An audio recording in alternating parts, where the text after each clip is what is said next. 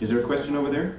I recall that people who knew the Greengrasses and that family. The Greengrass family. Yes, that the word was out that he was being forced to say testimony. Even at that point, people knew in order to save his own family.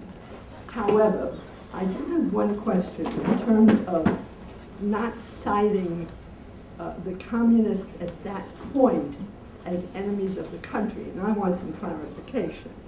Because at that point, I remember the word was out that the American Communist Party still had as its creed. I can't hear you. The American Communist Party still had at its creed during that time that it was a violent overthrow of the government. So if that piece was part of being, well, I want clarification of it. I think the government pictured the Communist Party as favoring a violent overthrow of the government. To my knowledge, that was not the case. That was not true.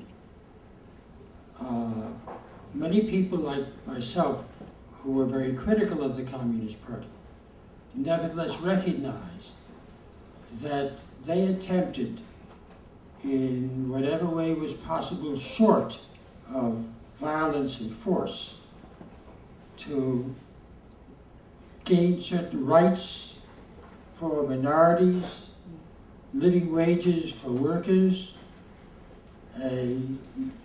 anti-discrimination laws.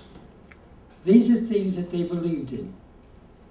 They were very successful in the Roosevelt years and supported the New Deal and supported what many of us have today, pensions, unemployment insurance, and other social legislation.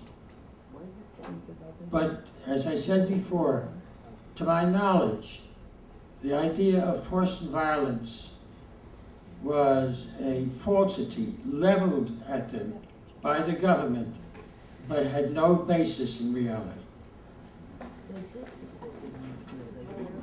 I'd like to. Can I add something on that, George? Yeah. Based on the Smith Act victims.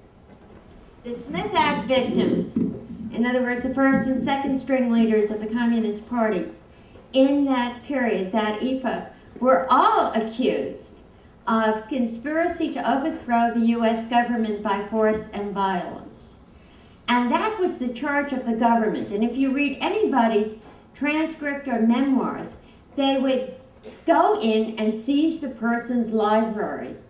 For example, in the case of Steve Nelson, who was the last commissar of the Abraham Lincoln Brigade, they went in and they seized his library and they said, see, he has the works of Lenin, he has the works of Marx, he has the works of Mao.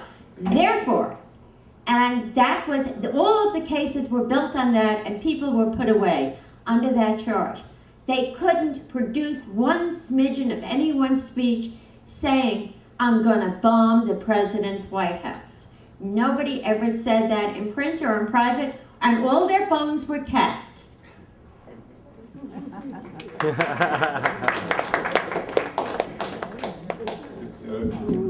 This reminds me of the story of Bertolt Brecht, who was very, very angry when he found out that the Nazis were burning books, and they weren't burning his. He said, how dare you? Burn mine, burn me.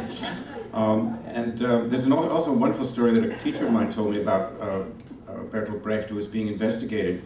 One of his neighbors said, well, you know, Brecht was a communist.